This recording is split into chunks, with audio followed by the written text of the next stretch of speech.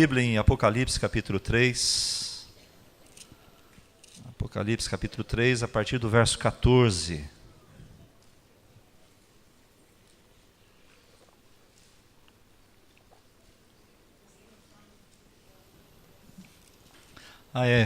Esqueci de cumprimentar quem está nos visitando. Existe alguém que está nos visitando pela primeira vez? Primeira vez que está aqui? Dá um sinal com a mão. Lá atrás um jovem. Por favor, fique em pé para que você receba um abraço da igreja. Você é muito bem-vindo aqui. Que Deus te abençoe. Amém? Fique em pé que você vai receber um abraço aí. Seja bem-vindo em nome de Jesus. Amém? Obrigado por ter se colocado em pé. Apocalipse capítulo 3, a partir do verso 14.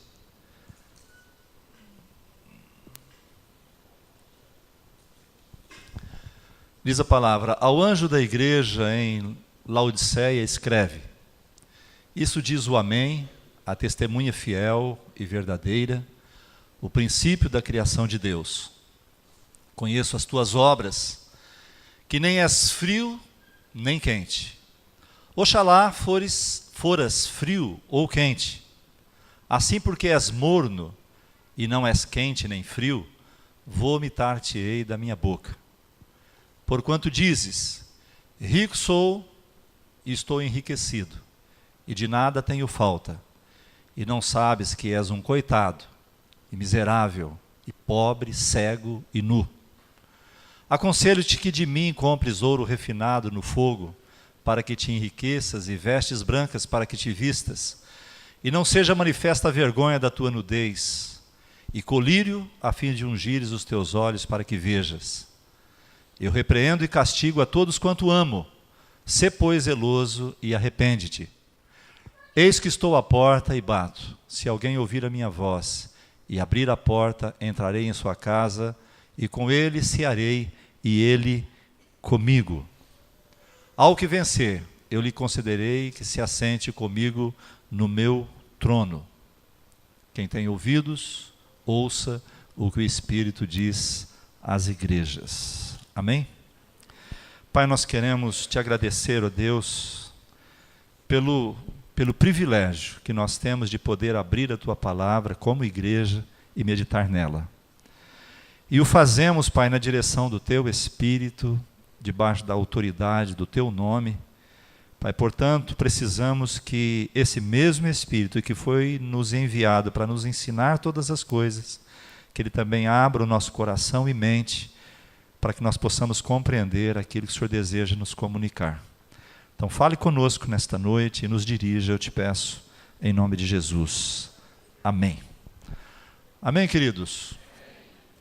Eu estive semana retrasada em Curitiba, num encontro de pastoreamento de pastores, um assunto que tem me chamado muita atenção e eu tenho procurado me envolver com isso. Nós temos algumas estatísticas difíceis de aceitar, quando nós olhamos e sabemos que existem suicídios de pastores. Recentemente nós tivemos pelo menos 2 notícias, uma média de um pastor por mês se suicida. Problemas de pressão no ministério, problema de depressão e tantas outras coisas. Então os pastores estão precisando de cuidados e nós precisamos orar pelos pastores, irmãos. E talvez aquilo que nós vamos meditar aqui um pouco, algumas coisas que nós vamos falar aqui tem muito a ver com isso. Nós tivemos algo, basicamente um treinamento ali, mas também à noite nós tínhamos algumas palavras inspiradas. Nós recebemos lá o pastor Ricardo Barbosa, de Brasília. E eu fiz algumas anotações de algumas coisas que foi dito ali, e dentro dessas anotações eu quero trazer uma palavra para vocês nessa noite. Algo que tocou muito meu coração, ainda tem tocado e eu tenho certeza que vai continuar tocando. Então eu quero repartir algumas coisas com vocês, não exatamente como ele disse e se manifestou, mas dentro da ideia que ele transmitiu ali. Então, que o Espírito Santo nos ajude, amém? Coloca o verso 17, Rodrigo, para mim, por favor. que nós vamos nos basear no verso 17 desse texto que nós lemos. Vou relê-lo para que possamos relembrar. Diz assim: porquanto dizes... Aqui é como se o apóstolo João estivesse falando pela igreja, ou falando através da igreja, né? Porquanto dizes, rico sou, estou enriquecido, e de nada tenho falta. E não sabes que és um coitado e miserável, pobre, cego e nu. Muitas vezes nós pensamos, nós imaginamos que somos algo que nós já não somos mais. Na nossa caminhada, na nossa rotina de vida, muitas vezes nós vamos nos cercando de muitas coisas que vão suprindo nossas necessidades, e nós vamos nos sentindo totalmente realizados, vamos sentindo totalmente fortalecidos, e acabamos não percebendo que nós podemos chegar numa situação como esta. Esse era o problema da igreja de Laodiceia. Era uma igreja que se considerava rica, abastada, e de repente ela não sentia mais necessidade de coisa alguma, porém não se dava conta da sua própria nudez e da sua própria miséria. A igreja foi ela foi se enriquecendo com tantas coisas. E quando nós pensamos em enriquecer, não era somente uma igreja rica. As pessoas estavam já abastadas, as pessoas já não precisavam, elas tinham tudo que ela precisava. Ontem nós tivemos o 4 horas de oração aqui, e no final Deus nos deu uma palavra, e nós tivemos um momento de quebrantamento aqui, justamente com relação a essa questão. Por que nós precisamos do Espírito Santo? Foi aquilo que Deus colocou no nosso coração. Nós praticamente temos tudo. Nós temos tudo, irmãos. No momento que nós vivenciamos hoje, como sociedade, tudo que nós queremos, nós conseguimos. Seja através da tecnologia, seja através de trabalho, nós conseguimos. Então, as coisas começam a tomar uma forma diferente. Entre tantos outros, talvez esse seja o grande defeito dessa cultura tecnológica que nós vivemos nos dias de hoje. Isso foi muito falado ali. Por quê? Porque hoje, com um aparelhinho de celular, você resolve muitas coisas. Sim ou não? Você consegue compreender muitas coisas, você se interage numa globalização, você sabe o que está acontecendo instantaneamente em todas as partes do mundo. Você se envolve com aquilo, você busca respostas e você encontra respostas ali. Então, de repente, né, nós já não sentimos mais necessidade de coisa alguma. Não é? E por isso nos tornamos pessoas ricas. Ricas, talvez, você fala, pastor, eu não sou rico, eu não tenho dinheiro, mas ricas de informação, rico de coisas que pode trazer algum conforto, satisfazer algumas necessidades que você tem. Uma infinidade de ferramentas que produzem o que nós esperamos fazer. E pelo fato de presumirmos que esse poder de fazer as coisas, nós achamos que já fazemos o que devemos fazer, ou o que nós deveríamos fazer. E quando o fato mostra que isso não é uma realidade para nós. Foi citado um texto de John Stott, um teólogo, e ele diz que o ser humano ele tem 3 aspirações básicas, 3 aspirações, 3 desejos básicos que estão implícitos no coração do homem. E ele então diz que o ser humano ele aspira por comunidade, significado e transcendência. Comunidade e significado é muito fácil nós conseguirmos alcançar, não é? Não é difícil de nós identificarmos no nosso meio, mas a perda da transcendência é talvez um dos fenômenos mais complexos e que mais atinge, aliás, a igreja cristã nos dias de hoje. Transcendência é quando nós falamos de algo que é transcendente, que vai além da possibilidade, algo muito distante. Um exemplo de transcendência é Deus. Deus, ele é transcendente, é inalcançável, é algo acima de todas as coisas. Então, esta vida abastada, esta vida onde nós temos tudo às mãos, esta vida onde nós podemos resolver nossos problemas rapidamente, esta vida que nos dá tanta ansiedade, tanta preocupação, ela vai reduzindo, vai provocando um reducionismo, né, na presença, na transcendência de Deus. E as pessoas vão se tornando cada vez mais voltadas para si mesmas. Então isso causa confusão e sofrimento exatamente por causa dessa inversão da transcendência. Nós deixamos a transcendência, nós perdemos a perspectiva de que Deus pode caminhar conosco, nos orientar, fazer as coisas, nos ajudar, nos dar direção. Nós invertemos então a transcendência para a imanência, que a imanência já é algo voltado para dentro. Então o homem vai se tornando o seu próprio Deus, vai se tornando humanista, ou seja, voltado para si mesmo. Eu tenho condição de ter as coisas, eu tenho como resolver as minhas coisas, eu tenho facilidade de saber sobre todas as coisas, por que eu preciso de Deus? Aí nós falamos assim, mas isso acontece com as pessoas lá fora. E nós vamos, à medida que nós meditarmos, que nós vamos perceber que isso está presente nas nossas vidas. Está presente nas nossas vidas. Então, a transcendência, como eu disse, ela nos liberta de todas as formas de reducionismo, ou seja, toda forma de mecanismos que tentam reduzir conceitos, princípios, valores, ou reduzir a compreensão das coisas. Então, quando nós vivemos a imanência voltado para nós mesmos, nós reduzimos o poder de Deus. Nós reduzimos o poder do Espírito Santo. Nós reduzimos o poder da palavra de Deus. Por quê? Porque as pessoas elas estão tão cheias de si, elas estão cheias de valores, que elas questionam as outras pessoas, questionam as coisas têm que ser exatamente da maneira como ela pensa, como ela quer.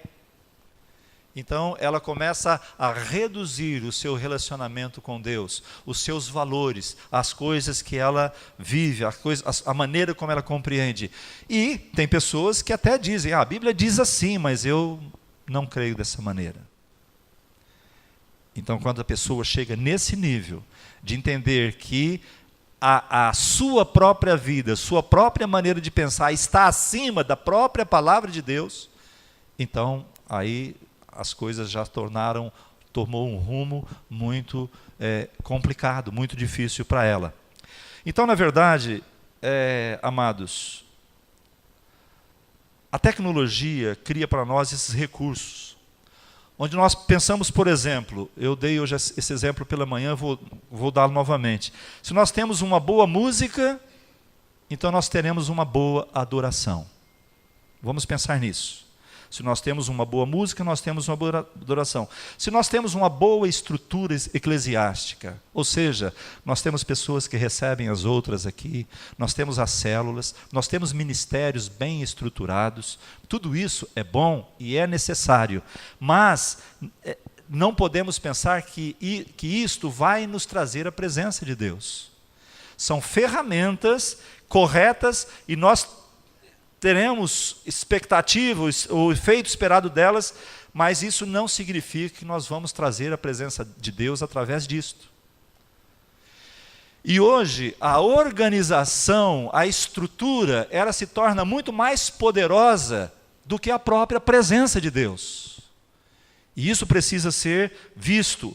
A adoração é outra coisa. Nós somos inclinados a pensar que se temos uma coisa, inevitavelmente teremos outra. E não é assim que acontece. E nós não nos damos conta, muitas vezes, de que nós estamos já nus há muito tempo. Não é? Como a igreja de Laodiceia. Então, amados, nós vivemos hoje um processo muito grande e rápido de secularização dentro do próprio cristianismo, dentro da própria igreja. Quando nós falamos secularização, o mundo entrando dentro da igreja. E quando eu digo igreja, eu estou dizendo da instituição, é dentro de nós. Nós somos a igreja. Então o mundo tem entrado, com todos esses aparatos, essas ferramentas que o mundo nos oferece, através da mídia, através da tecnologia, nós vamos nos envolvendo com isto, e nós vamos nos moldando a isso, e os valores de Deus vão sendo reduzidos em nós. E isso causa a secularização da igreja. Então, os teólogos, eles acreditam que uma das razões do cristianismo se tornar uma religião secular é a perda da transcendência. Ou seja, o cristianismo vem se tornando uma religião humanista, voltado para o próprio homem. Para o próprio homem. São pessoas que não reconhecem aquilo que Deus tem feito na vida e na história do seu povo. E aqui nós vamos entrar já nesse assunto. Isso tem nos levado a incompreensões, sofrimentos oriundos de uma percepção limitada e inconsistente do que é a fé cristã, do que é a vida cristã. Então eu quero abordar pelo menos 4 aspectos aqui que nós precisamos olhar para isso, e isso vai diretamente refletir sobre a nossa vida e sobre aquilo que nós temos vivido. A primeira coisa, a perda da transcendência na história, ou seja, a perda de contemplarmos a grandeza de Deus, de nos submetermos a Ele, da palavra dEle ser única e não ser negociada, é a perda da transcendência. A cultura pós-moderna, que é a cultura que nós vivemos, ela é uma cultura que desconsidera a história. A cultura pós-moderna, ela ignora a memória, porque o que mais importa para as pessoas no dia de hoje é o presente. É o presente. Tudo que importa é o que podemos experimentar. Ou seja, sentirmos e vivenciar as coisas aqui e agora. As pessoas hoje vivem dessa maneira, elas querem soluções rápidas, elas querem coisas que as satisfaçam, elas querem coisas que tragam prazer, elas querem coisas que possam vir sobre elas e elas possam dizer: ah, eu estou feliz, essa semana foi uma semana abençoada, não aconteceu nada. As pessoas não querem problemas, lógico, é natural que não queira, mas existem problemas e eles são reais. Então, daí a intensificação da nossa busca pela autorrealização, pela autossatisfação, pela autoestima, tudo isso porque perdemos o sentido da história. Então a história cristã, irmãos, a história cristã está aqui na palavra de Deus. Amém? A história cristã, a história da qual nós nos encontramos. Um dia, nós estávamos lá no mundo, nós encontramos a Cristo, nós fomos comprados por preço de sangue, e nós morremos para aquela vida, para viver em novidade de vida agora dentro da história de Deus. Dentro da história de Deus. Então o que acontece? É uma história, esta aqui, que tem começo, meio e fim. Essa história tem começo, meio e fim. Isso tem que ser redescoberto por nós. Ou seja, talvez a pergunta que precisamos fazer é a seguinte: em qual história, a sua história em particular, está inserida? Você está inserido nessa história? O dia que você foi comprado pelo preço de sangue do Senhor Jesus, você foi inserido nessa história? Ou você está inserido na história do mundo? Não é? De qual grande narrativa a sua narrativa pessoal se encontra e é parte dessa grande narrativa, que é a palavra de Deus? O que acontece hoje é que muitos de nós vivemos aprisionados na nossa própria narrativa, na nossa própria história. Na nossa própria história. Sem conectá-la à grande narrativa, lembrando que nossa história ela é pequena, ela é passageira, ela é muito curta. Então, amados, pesa sobre nós uma responsabilidade de dar um significado pleno para nós. Dentro dessa visão da tecnologia, dessa visão da sociedade pós-moderna, cabe a nós termos a responsabilidade de dar um significado real à nossa história, e a fazemos sem conectá-la à palavra de Deus, sem conectá-la à grande história. Então a Bíblia traz uma grande narrativa, envolve a criação, a Bíblia fala da criação, envolve a queda do homem, envolve o chamado de Deus para o seu povo, o chamado de Abraão, envolve a morte e ressurreição, aliás, a história, envolve a vida de Cristo, a presença do reino de Deus, envolve a morte, ressurreição e ascensão de Jesus, envolve a igreja, envolve o seu povo, envolve a consumação, quando Jesus voltar para nos buscar. Então, essa história tem começo, meio e fim. Essa é a história real. Essa grande história é uma narrativa diante da qual a minha narrativa precisa encontrar o seu significado. Ou seja, o significado da minha vida, o significado da sua vida tem que estar inserido aqui. Nós precisamos encontrar significado para a nossa vida na palavra de Deus. Visto que nós não estamos mais no mundo. Então é aqui que nós vamos encontrar significado para a nossa vida.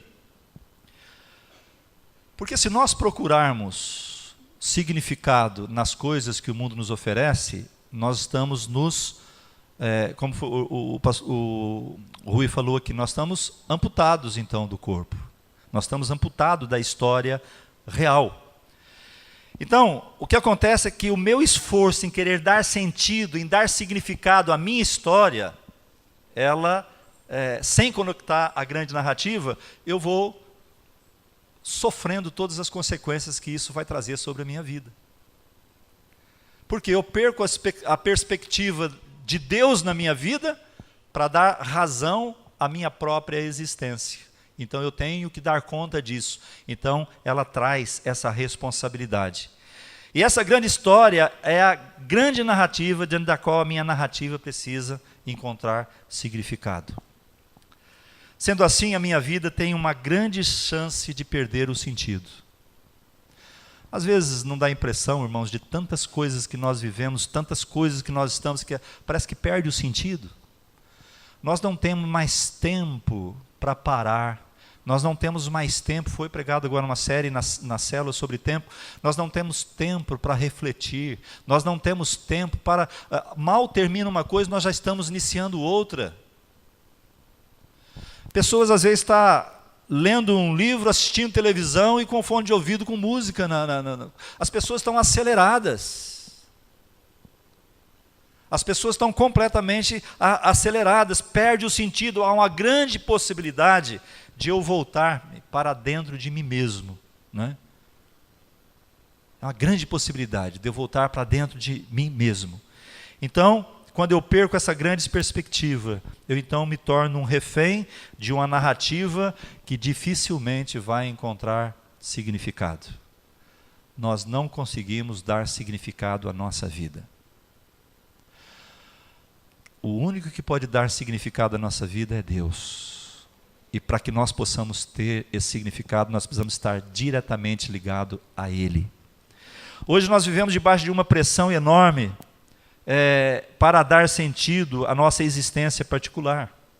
E o que acontece, à medida que nós nos empenhamos nisso, é que nós nos tornamos reféns, prisioneiros da necessidade de buscar um sucesso da nossa narrativa em algum sentido.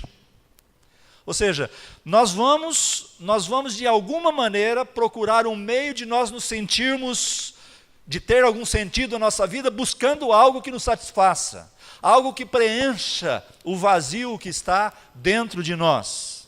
E muitas vezes isso não acontece e acaba produzindo em nós um sentido de frustração. E aí nós queremos coisas e quando as temos, ela não nos satisfaz. Desejamos coisas e quando a temos não conseguimos ter prazer mais naquilo depois de algum tempo. Não tem algo que possa preencher. Então, de que maneira eu me encontro? Onde a minha história está conectada a essa grande história? De que forma minha narrativa pessoal encontra-se conectada a essa grande narrativa? São perguntas, irmãos, que nós precisamos fazer. Se nós não fizermos essas perguntas a nós mesmos, nós vamos nos inserir dentro dessa sociedade pós-moderna e nós vamos nos tornar extremamente humanistas, nós vamos nos tornar voltados para dentro de nós mesmos, onde nós vamos nos tornar pessoas individualistas, individualistas até no ponto do relacionamento com Deus.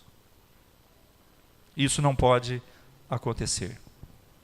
Um segundo aspecto que foi colocado quando nós vivemos a negação do passado e a negação das nossas próprias memórias. Amados, todos nós aqui, sem exceção alguma, temos uma história. E dentro dessa história que nós temos de vida, nós tivemos problemas, tivemos traumas, tivemos momentos difíceis. Então, não se trata a perda da transcendência somente da questão que nós citamos há pouco, mas também da perda da compreensão, ou seja, do reconhecimento do nosso passado. Ou seja, nós somos frutos do nosso passado. Pega a sua história toda, tudo que você vivenciou, você olha para você é essa pessoa, baseado naquilo que você vivenciou. Então, todos nós temos pensamentos ou comportamentos, melhor dizendo, compensatórios. E esses pensamentos compensatórios, vamos falar sobre isso, ele inibe a presença de Deus, a presença do Espírito Santo de Deus em nós. É como se o Espírito Santo viesse habitar em nós, mas ele ficasse preso, sem poder fazer o que ele precisa fazer, o que ele pode fazer, porque ele foi enviado para nos ensinar. Ele é o Paráclito, aquele que está ao nosso lado, e a Bíblia diz que ele está em nós. O mundo não pôde conhecê-lo, mas nós podemos conhecê-lo, e não somente conhecê-lo, ele está em nós, ele habita em nós. Todos nós temos numa medida maior ou menor, algumas experiências negativas, principalmente aquelas que aconteceram na nossa infância. E o que nós fazemos muitas vezes inconscientemente é desenvolver comportamentos que vão nos proteger. Ou criar algum tipo de compensação, para que aquelas feridas que tivemos na nossa infância não apareçam. E esses comportamentos, às vezes, se tornam no nosso Deus. No nosso Deus. Nós começamos a depositar nossa confiança nisto, ou seja, quando nós confiamos em nós mesmos. Foi perguntado para uma mulher quais são os seus traumas de infância. E ela respondeu: abandono. Abandono. Ela então começou a descrever a história dela, da sua vida, seu sentimento de solidão, ausência de pessoas próximas a ela, dos seus pais, dos seus irmãos, apesar de fazer parte de uma família estruturada, mas ela se sentia sozinha. Então veio a perguntar, e qual foi o seu comportamento compensatório? E ela disse: eu aprendi a não confiar em ninguém.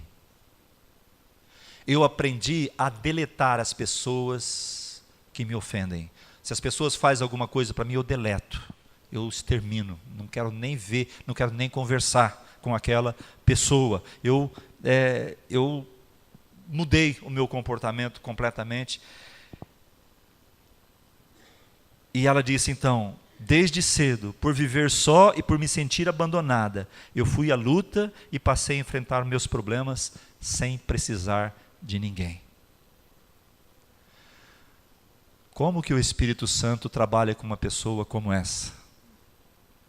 Como que o Espírito Santo trabalha com uma pessoa que está fechada nela mesma?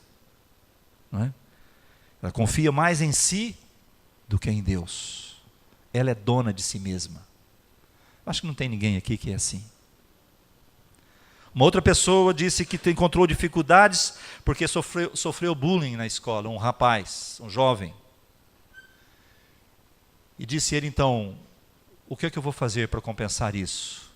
Ele foi estudar medicina e ele se tornou um médico famoso, muito famoso. E ele disse: agora ninguém vai mais me humilhar. Então a medicina se tornou o Deus dele. Isso são comportamentos compensatórios que nós temos dentro de nós. E nós não sabemos por que nós agimos de tal maneira. E nós achamos que a maneira certa de viver é essa. A maneira de viver a vida certa é essa, porque nós fomos formados dessa maneira. Então, irmãos, quando nós falamos, irmãos, faça o Veredas Antigas aqui na igreja, porque trabalha nessas áreas. Não, eu vou me expor. Percebe? A pessoa não quer se expor, ela quer viver desta maneira, só que desta maneira ela não dá espaço para Deus agir em sua vida. Então o grande problema, irmãos, como que é que o Espírito Santo pode tocar e libertar a nossa alma por uma vida de mais liberdade, uma vida mais verdadeira diante de Deus? O problema então é que a maioria das vezes nós bloqueamos nossa memória, nós bloqueamos a nossa história de vida. Isso precisa ser levado a Deus. Nós precisamos reconhecer, nós precisamos ver as nossas falhas. Nós precisamos trabalhar essas falhas em oração, na presença de Deus, com a ajuda de outros. E aí vem o oportunista, o inimigo, através desse imediatismo moderno, junto com esse narcisismo, que é um amor próprio muito grande, não é? Nos leva não só a negar o passado, a ignorar as feridas, mas buscar uma gratificação instantânea na ilusão do poder. Aí nós vamos nos destruir de buscar as coisas e tentar algum sentido para a vida, e essa busca não vai estar aliançada com a grande história, dependendo daquilo que nós vivenciamos. Então, isso nos torna pessoas receosas de sofrimento, com medo de sofrer rejeição, incapazes de reconhecer a grande narrativa e parte dela. Eu acho que eu não faço parte disso que o senhor está falando, não. Eu nem sei se eu sou salvo, tenho tantos defeitos, não entendeu a graça, não entendeu o propósito da salvação, por causa que existem feridas. Às vezes é por falta de conhecimento, mas muitas vezes porque existem feridas que impedem que as pessoas possam permitir que Deus trabalhe em sua vida. E quando somos incapazes de olhar para o nosso passado, de identificar nossas feridas, nós também somos incapazes de reconhecer que Deus pode nos libertar da prisão das nossas almas que está presa ao longo da nossa própria história. Então nós temos dificuldade de entender que o nosso sofrimento fazem parte do nosso amadurecimento. A sua história, as lutas que você passou, as dificuldades, os traumas, fazem parte da sua história, mas faz parte para te amadurecer. Você com a sua força, você não vai conseguir resolver isso. Você precisa entrar em novidade de vida, na nova história, na história que tem começo, meio e fim, porque isso vai representar a tua libertação. Nós temos dificuldade de entender essas coisas muitas vezes. Nós temos medo de não sermos capazes de olhar para as nossas feridas, identificar os nossos mecanismos de autoproteção, experimentar a graça de Deus mais profunda e nos dando uma vida mais plena, mais verdadeira. Então nós ficamos parados, nós ficamos sem caminhar, nossa vida cristã não tem desenvolvimento, não tem crescimento. Então nós precisamos, amados, levar isso à presença de Deus. Quem é você? Qual é a tua história? Eu me lembro, quando eu me converti, eu trabalhava numa empresa e fechava o horário de sair às 5:30 da tarde. E eu me lembro que foi todo mundo embora e eu continuei na minha sala e eu peguei um bloco e eu comecei a escrever a minha história desde quando eu nasci, desde quando eu me conhecia por gente. E eu fiquei das 5:30 até quase 8 horas da noite, sentado naquela mesa escrevendo, e minha mão doendo de tanto escrever, não era computador, era no punho mesmo. E depois chegou um determinado momento que eu parei, olhei para aquilo, parecia um romance, um livro, e eu falei, Deus, mas por que eu estou fazendo isso? E o Espírito Santo falou assim, releia e ore por cada situação. Eu não entendi nada. E eu procurei o pastor Paulo depois, conversei com o pastor Paulo, falou assim, irmão, Deus fez uma autolibertação. Deus estava te curando. E agora, depois de muito tempo que eu fui entender que isso estava acontecendo. Irmãos, nós precisamos olhar para o nosso passado. Nós precisamos olhar quais as feridas que nós temos com relação à nossa família, com relação aos nossos amigos, com relação a pessoas. Porque se nós estivermos fechados em nós mesmos por causa disso, nós jamais evangelizaremos, nós jamais amaremos, nós jamais teremos palavras de vida para levar às pessoas, porque nós vamos estar vivendo um evangelho reducionista e um evangelho individualista, egoísta. E não é isso, para isso que nós fomos chamados. Um outro aspecto, nós não temos muito tempo, um outro aspecto que eu quero colocar é a nossa compreensão do significado do pecado. Qual que é? Existem muitas definições do que é pecado. Um dos mais importantes que a gente vê que na teologia é errar o alvo. Errar o alvo, mas existem duas maneiras de nós compreendermos a nossa condição humana hoje. A espiritual e a terapêutica. E isso, irmãos, é muito interessante a gente olhar para isso, porque nós estamos vivendo essa realidade hoje na sociedade que nós vivemos. Talvez 50 anos atrás, 30 anos atrás não fosse assim. Mas hoje é.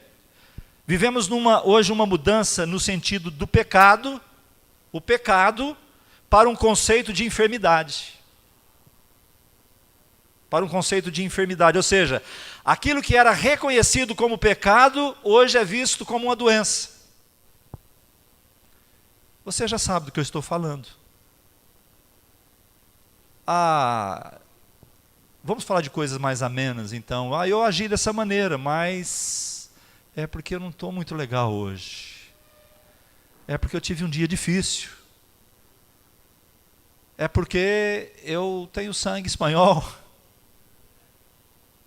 É tantas as desculpas. Aquilo que era moral, aquilo que é espiritual foi transferido para o emocional, para o terapêutico. E quando nós olhamos dessa maneira, nós nos movemos da condição de pecadores. E, portanto, responsáveis pelo que fazemos. Não somos mais responsáveis pelo que fazemos, agora nós somos vítimas. Agora nós somos coitados. Caí de novo. Errei de novo.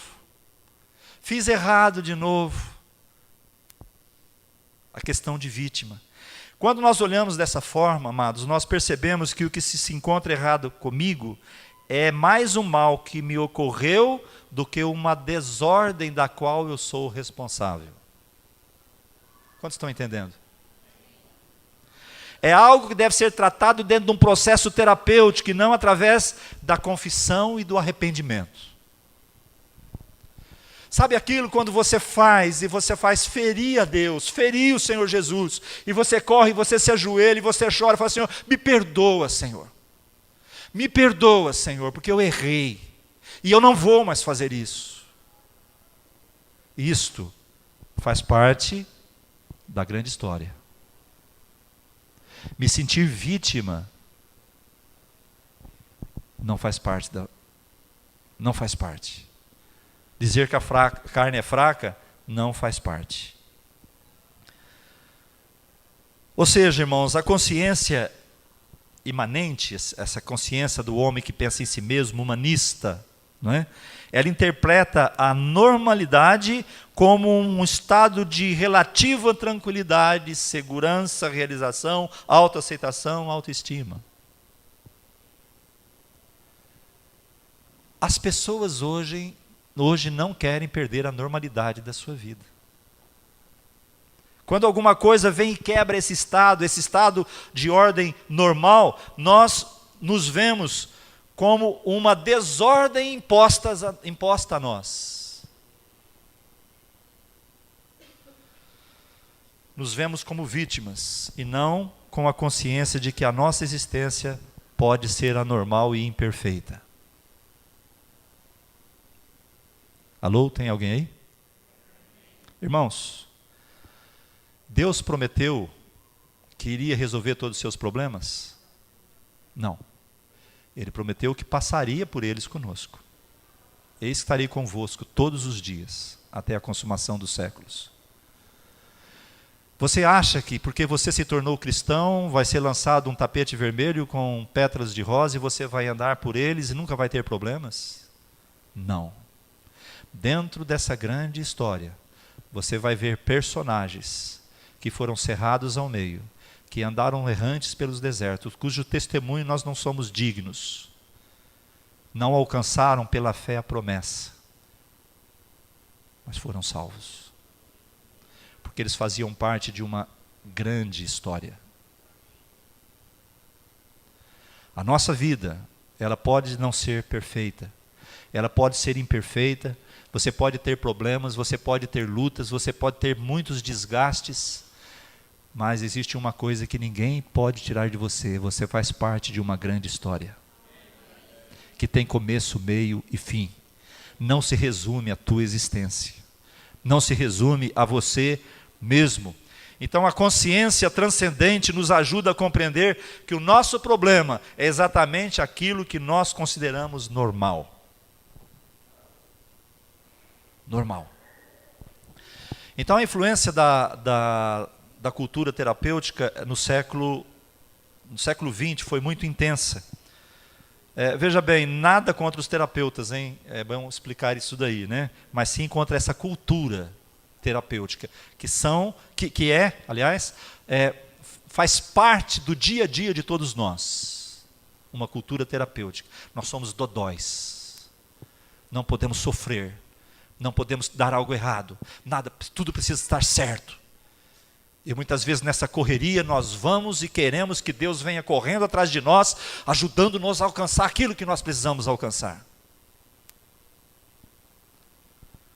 O grande problema é que a terapêutica ela não é profética. Qual é o grande trabalho do terapeuta? É fazer o ateu se sentir bem no mundo que é de Deus. Agora, hoje nós temos, por exemplo, criado uma linguagem que substitui o conceito de salvação para um conceito de saúde emocional e psíquica. Hoje nós buscamos não é aquilo que teologicamente entendemos como redenção. E nós, de certa forma, reagimos diferente de Davi, quando Davi disse assim: pequei, Senhor, contra ti somente pequei. Fiz o que era mal diante dos teus olhos. Hoje as pessoas dizem: eu pequei, contra mim mesmo eu pequei, fiz o que era mal contra mim. Não é contra Deus. Eu preciso retornar ao meu estado normal. Esse é um aspecto, amados, de perda de transcendência, que é muito grave, muito grande na nossa cultura nos dias de hoje. E eu diria que nós vivemos nessas últimas décadas dois grandes movimentos. O primeiro foi o apogeu da política, não é? E o declínio da religião. Quando eu falo religião, não estou dizendo dos religiosos, ou seja, não dos religiosos, das pessoas que de alguma maneira foram religadas com Deus, em termos da linguagem de redenção. Muitos de nós entendemos que um sentido de salvação, de redenção, é quando nós tivermos um governo. Nós oramos pelo governo hoje aqui, e precisamos orar, e a Bíblia nos orienta que nós oremos. Mas a nossa perspectiva não está em que o governo produza o bem comum, escola, saúde, qualidade, segurança pública, tudo isso, e isso vai ser a nossa salvação. A nossa salvação, a nossa redenção está aqui. Nós vivemos no mundo e precisamos de governantes que façam isso, mas se eles não fizerem, nós temos aqui no Senhor a nossa história escrita. Começo, meio e fim. Então, amados, a nossa redenção, ela vem através da política nos dias de hoje, não da religião. As pessoas querem solucionar os seus problemas. Perda de transcendência. Outro grande movimento que nós vivemos é o declínio da religião e o apogeu da terapia, onde a salvação foi substituída por sentir-se bem. Ou seja, se Deus durante a semana permitiu que tudo desse certo, nossa, Deus me ama, Deus é tremendo, Deus é maravilhoso. Mas se alguma coisa deu errada, Deus não me ama, Deus esqueceu de mim. Eu já estou achando até que Ele me odeia, por tudo que tem acontecido na minha vida. Então a salvação está sendo transferida porque o homem, ele quer salvar-se de si mesmo. Então viver sem culpa, ter saúde emocional, ter boa autoestima, uma pessoa bem realizada, uma pessoa satisfeita, uma pessoa feliz. Irmãos, isso é um sonho para a glória. E essa substituição que é resultado de uma percepção humanista, né, imanente da nossa realidade, onde nós perdemos a transcendência, faz com que a nossa compreensão do pecado de nós mesmos seja reduzido à perda da normalidade, daquilo que nós esperamos que seja a nossa vida. Esperamos que seja. Construímos um sonho, pensamos num projeto e naquilo se torna a nossa vida. Perdemos a transcendência. Aquilo toma conta do nosso coração, aquilo toma conta do nosso tempo, toma conta da nossa vida. Então, a salvação, ela foi substituída por isso, por um sentir-se bem, um viver sem culpa. Então, a experiência cristã, ela demanda essa conversão num sentido amplo e mais profundo. Portanto, o conceito um pouco vago que nós temos hoje, né? Por exemplo, a salvação demanda uma compreensão. Isso é uma realidade, é uma verdade. Uma compreensão que do outro lado existe uma possibilidade de repressão ou de condenação. Sim ou não? Um dia as pessoas vão ser julgadas, não é? É um conceito que vem perdendo sentido. As pessoas não estão mais preocupadas com Deus, se ela vai para o inferno, se ela não vai para o inferno. Elas não estão mais preocupadas com isso, elas estão preocupadas com o dia de hoje. Elas estão preocupadas com as coisas de hoje, com o seu bem-estar. Ou seja, irmãos, vem perdendo o sentido, o valor, o seu significado numa cultura, uma cultura que rejeita qualquer tipo de repressão. Você não pode mais chamar a atenção de uma pessoa, você não pode mais exortar uma pessoa que ela fica sentida, ela fica magoada, ela sai. As pessoas não recebem mais isso. Mas Paulo diz, aliás, essa forma, tem um exemplo aqui, né? Dessa forma, por exemplo, falar sobre a ira de Deus torna-se um problema. Falar sobre a ira de Deus é um problema, porque ele tende a desaparecer. E no lugar surge o quê? A linguagem do ágape, do amor. Ah, eu errei. Ah, eu fiz isso, mas Deus me ama. Não houve arrependimento. Não buscou a face do Senhor, não se arrependeu, não deixou aquela atitude de lado, mas Ele me ama. Ele me ama. Ele vai me amar sempre. Isso é uma verdade, Ele vai amar sempre. Ele vai te amar, mas primeiro, um coração contrito e quebrantado, Deus não recusa. Por que Davi tinha um coração segundo o coração de Deus? Porque ele era rápido em se arrepender. Então nós precisamos entender isso. E Paulo diz então que nós somos salvos da ira de Deus. Pelo próprio Deus e para a glória de Deus. Nós não somos salvos do pecado, nós não somos salvos do inferno, nós somos salvos da ira de Deus, irmãos. E somos salvos por Deus e salvos para Deus. Nós somos salvos da ira dele. A nossa cultura, então, antropocêntrica, nos leva a perder essa dimensão da intranscendente, né? Da experiência de fé. Vamos perdendo essa experiência, criando em nós mesmos um novo humanismo, e esse humanismo traz sobre nós um peso muito grande, porque não somos capazes de suportar, de dar resposta, de dar sentido a ele. E uma pergunta que precisamos fazer hoje é: qual é o conceito bíblico que você tem com relação ao pecado?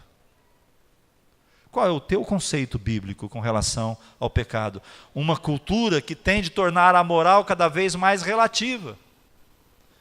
Lá na era moderna, você falava 2 mais 2 é 4. Agora hoje na pós-moderna você fala 2 mais 2 é 4. A pessoa fala, é relativo, depende de como você vê. As pessoas são assim. As pessoas agem dessa maneira, não é?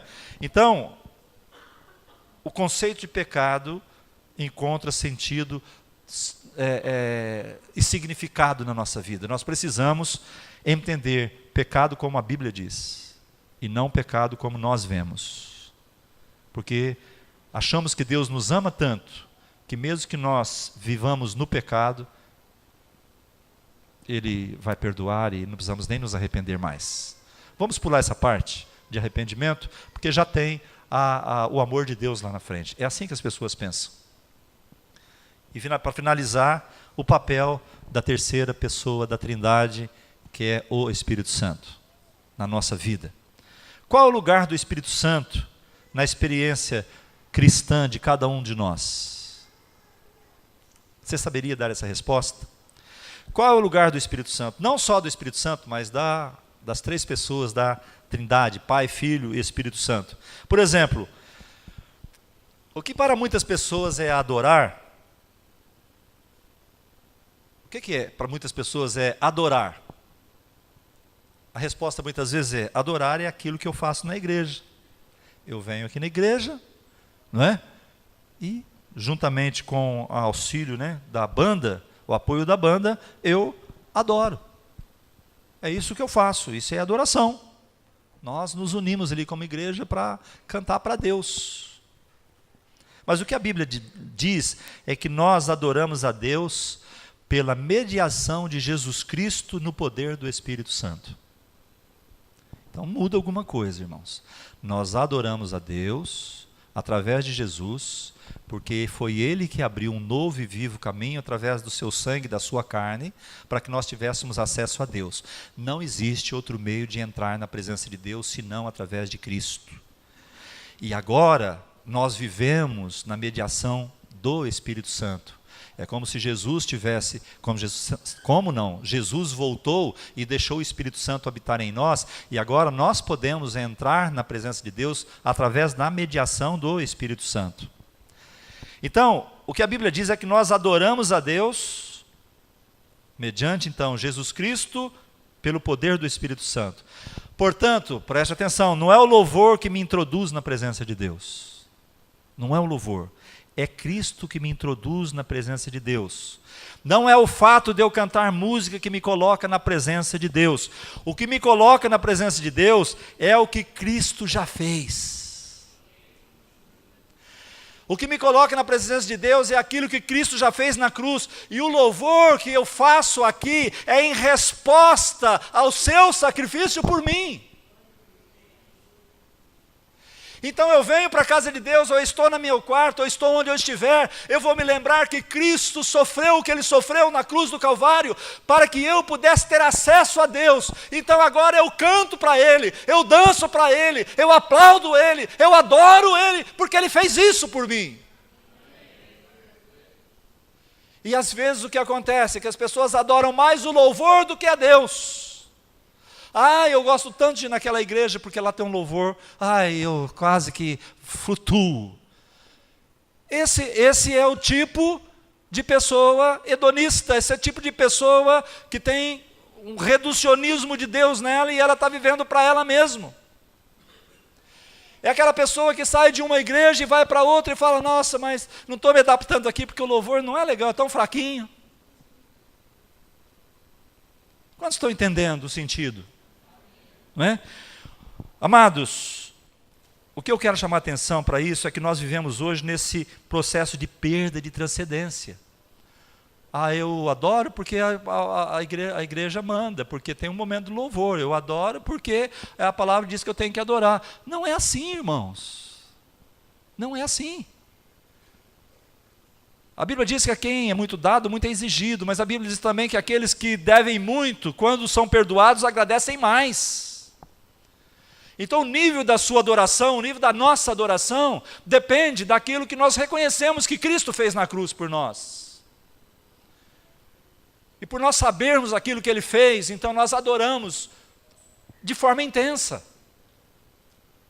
Não se torna algo comum para nós. E com isso, muitas vezes nós queremos ter o controle para nós criarmos condições de adoração. As condições para que as pessoas vivam a experiência de fé. E perdemos o lugar do Espírito Santo nesse processo, né? Da união da vida cristã mediante a ação do Espírito Santo. Irmãos, isso é muito triste, quando o homem quer tomar o lugar de Deus. Quando nós queremos criar uma atmosfera para tocar as pessoas, sem a presença do Espírito Santo. É muito triste. Porque Jesus, Ele instituiu a igreja, sim ou não? Jesus instituiu a igreja. A igreja é dele. Ele é o cabeça, Ele é o Senhor. E Ele vai voltar para buscar a igreja. Ele instituiu a igreja. Mas quem constitui a igreja é o Espírito Santo. Porque a igreja, irmãos, o Espírito Santo está presente na igreja através dos dons espirituais, repartido entre nós para a edificação do corpo. O Espírito Santo é que constitui a igreja. Quando nós perdemos a compreensão da transcendência, nós começamos a acreditar muito mais no nosso potencial. Preste atenção nisso. De tornar possível a realização das coisas e não depender e reconhecer a presença do Espírito Santo realizando aquilo que Ele pode realizar na vida do povo de Deus. Ou seja, a tecnologia, os nossos recursos, tudo bem, nós podemos usá-los e devemos usá-los e é bom. Não estamos dizendo que não seja bom. O que não podemos é inverter as coisas. O que não podemos é nos tornarmos como a igreja de Laodiceia, dizendo, somos ricos, somos abastados, temos tudo, temos tecnologia. Quando o homem toma o lugar de Deus. Hoje, se alguém quiser plantar uma igreja, irmãos, sem nunca orar, ele planta. Vocês ouviram isso? A igreja vai ser plantada, ela vai nascer, as pessoas vão frequentar e as coisas vão funcionar, isso vai acontecer. Basta a pessoa ter recursos para fazer funcionar. Agora, se isso vai produzir povo de Deus, que entende a sua vocação e que responde a Cristo pelo poder do Espírito Santo em sua história, aí é outra coisa. Então nós precisamos olhar para isso. Nós vamos tomar cuidado com as coisas da moda. No Evangelho também tem as coisas da moda, nos ventos. E precisamos voltar para a nossa grande história de vida, nosso chamado. Essa é uma fronteira, irmãos, que vivemos nos dias de hoje. Nós temos a tecnologia e nós vamos utilizá-la. Nós temos hoje recursos para um monte de coisas e queremos fazer e devemos usá-los. Esse não é o nosso problema. O problema é quando nós vamos perdendo a transcendência, quando vamos nos tornando excessivamente imanentes, voltado para dentro de nós, criando uma cultura extremamente superficial, pragmática, funcional, utilitária de vida de fé, de vida de igreja. Ou seja, quando nós colocamos no automático e deixamos as coisas acontecerem. O que vai acontecer é quando chegar lá na frente, passado alguns anos, nós vamos olhar para trás e vamos perceber que nós só fomos ativistas, que nós não amadurecemos. onde a experiência pessoal de comunhão, de dependência de Deus, perdeu o sentido para nós. Nós precisamos depender de Deus em tudo. Então, nesse estado, não percebemos que fazemos parte de uma grande história, da qual eu participo. Quantos querem fazer parte dessa história? Mesmo que eu não tenha grandes realizações, mesmo que eu não tenha grandes realizações na minha vida, mas eu me vejo parte dessa grande história. Não importa, irmãos.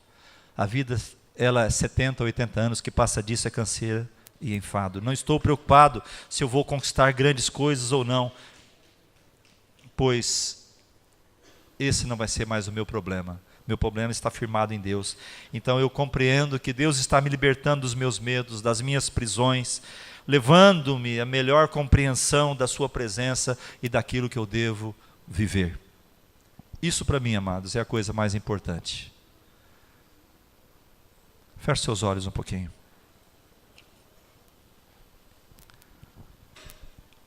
Você tem respostas? Você tem respostas para o Espírito Santo nesta noite? Se Ele perguntar o seu coração, onde você está inserido? Você está inserido na grande história? Você está inserido na grande história? Você faz parte dela?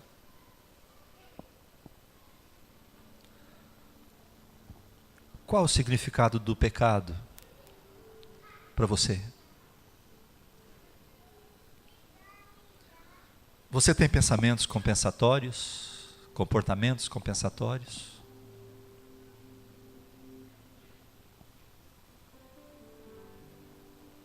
E o Espírito Santo?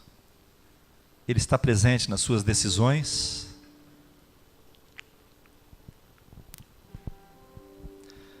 Talvez nós não tenhamos resposta para todas essas coisas. Talvez nós estejamos envolvidos por esse turbilhão de uma sociedade pós-moderna.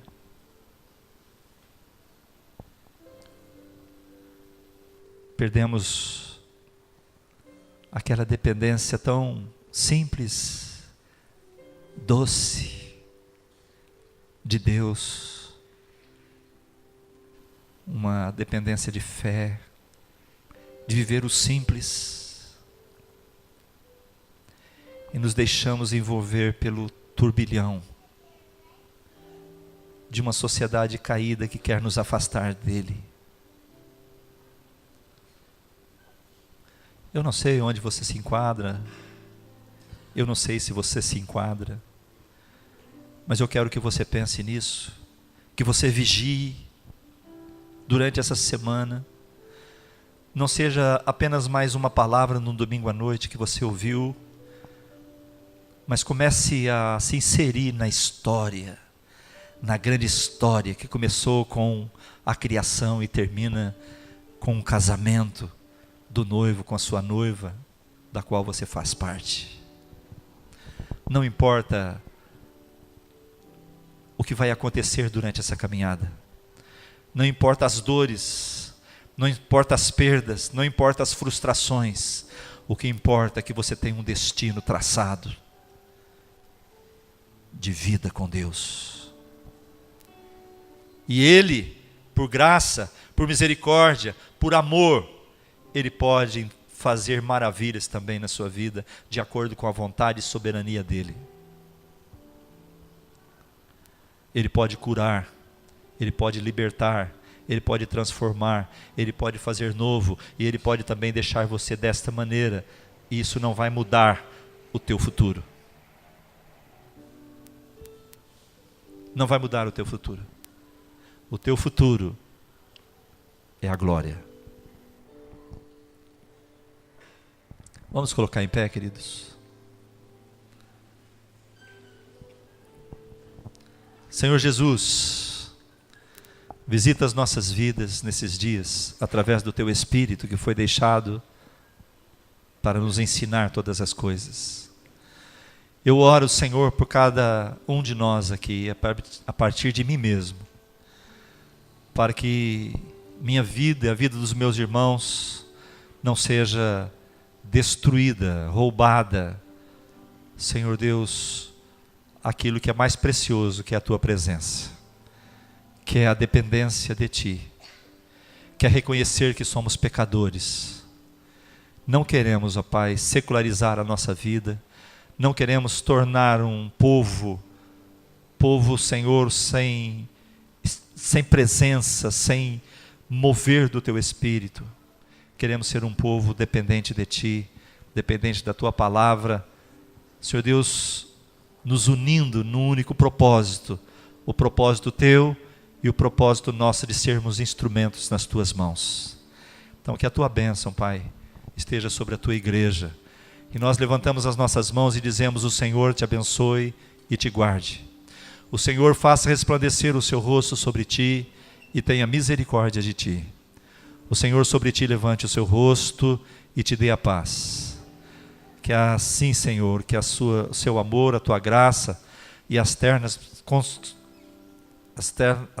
consolações do teu Espírito Santo permaneça sobre cada coração.